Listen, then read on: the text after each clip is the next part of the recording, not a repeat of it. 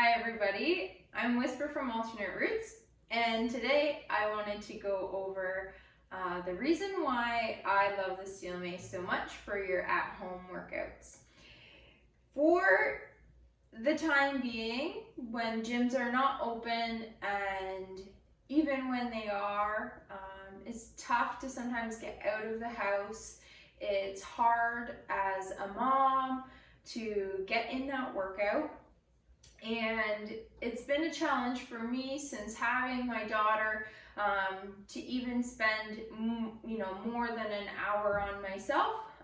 Sometimes my workouts can even just be 20-30 minutes, and I don't have a lot of time where she sits still.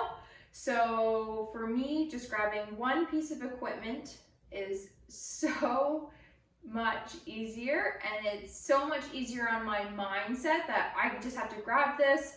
I can spend a couple minutes working out. If she needs me, I can just set it down. I can go in and attend to her and then come back out, do a little bit more. It just feels like an easier thing to get done in my day. I love the Steel Mace because you can pick it up, you can travel with it, you can swing it outside, you can take it on vacation. I took mine to Florida, I threw it in the van, it was good. So this is a really, really amazing piece of equipment. I've known this for a long time, but now exclusively I'm just focusing on using the Steel Mace and body weight as a training technique, because when I'm programming for you at home, I want it to be just as easy. If I'm doing outdoor workouts, I want it to be just as easy for the group to bring one piece of equipment or to have one piece of equipment. We don't have to share things, so that's nice, obviously, for the time being, that you just have one piece of equipment here. And typically, all you need is a 10-pound Steel Mace to get that solid workout in. There are different programs I am offering, different workouts where you may want to increase the amount of weight that you're lifting, so you might go up to a 15 or 20-pound mace. But for a lot of the flow sequences and a lot of the exercises I'm providing online, you really only need that 10-pound, because we're so used to either doing something for 30 seconds and taking a break, or doing 10 reps and then taking a break. So you're able to increase the amount of weight that you're lifting.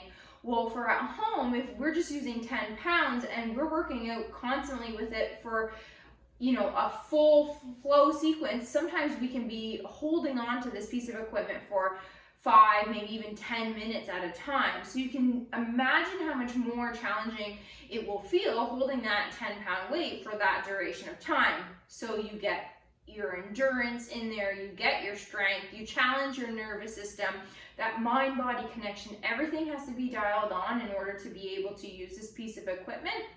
And also the form and technique, using the tension on the Steel Mace. So when you are using the Steel Mace, we focus on pulling apart the mace. So we're not just holding this piece of equipment, we're actually engaging our upper body, and we pull apart the mace and we start to engage that back, which is a tough spot to engage for most people to learn how to engage your back muscles instead of those tight rolled forward chest. We start to get better posture just by holding this Steel Mace in this isometric position.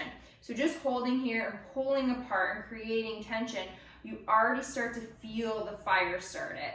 So imagine adding that to your squats, your lunges, doing your presses with tension, so on and so forth. They're simple movements and simple mechanics, but really dialing in the technique and really revving up that metabolism, really firing up those muscles, challenging your nervous system. That's the key. That's why these Steel Mace workouts are so awesome, and why we all get so sweaty doing them, because you really are dialed in, okay? So when you are using the Steel Mace, I would say the biggest, most fun movement that we can do with it is a 360. And that's probably why most people are scared to try the Steel Mace to start, because they don't know how much room they need to use the Steel Mace. It looks like you need a lot of space. So I also wanted to touch base on that here today. And I want to say I'm in my kitchen right now. I do have a wide angle lens on my camera, so you can see a little bit more space. I live pretty minimalist, so you're almost looking at my entire house right now. I don't have a lot of space to work out. I definitely don't have a home gym. This is it. This is my home gym. So typically if I were to do a workout on my own where I'm not videotaping myself for you at home, I would do it actually right here. So at the end of my island and in between my plant stand, which is right here. And I typically use this space to move and groove in. My patio doors are right there. And I do all my movements, my 360s, my body weight, everything kind of right in this area.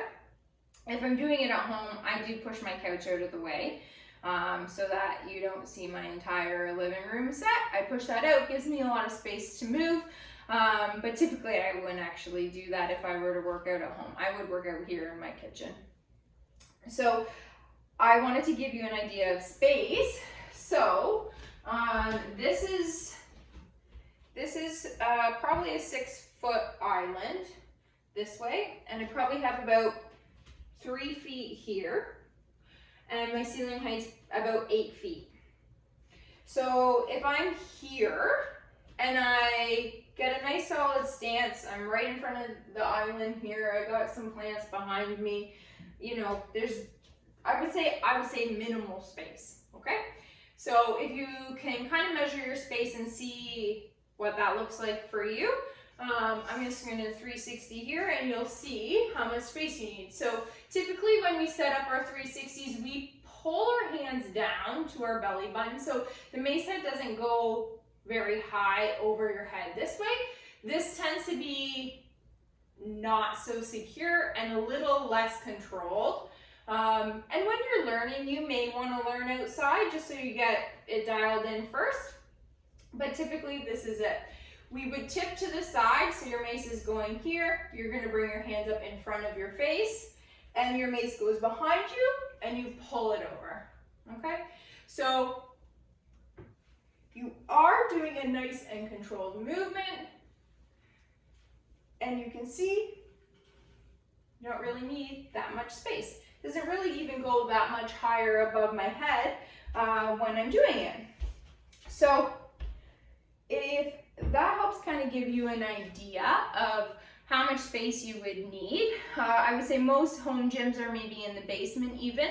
So those ceiling heights might be even a little bit shorter. I know I can swing it in my laundry room area and it's even shorter there, about 7.5 feet ceiling height, and I'm good, but I'm also only 5'4", so that will definitely make a difference depending on how tall you are too.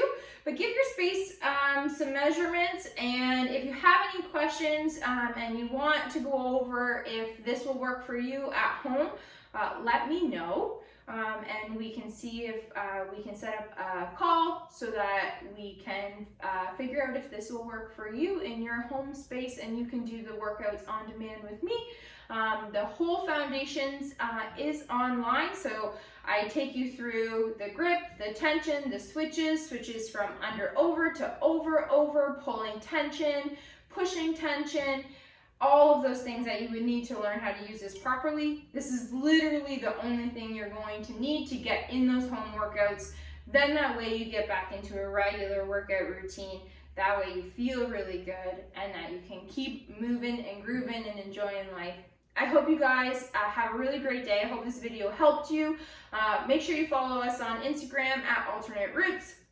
And if you have any questions, shoot me an email, info@alternate-roots.ca. And I hope you have a great day. See you later.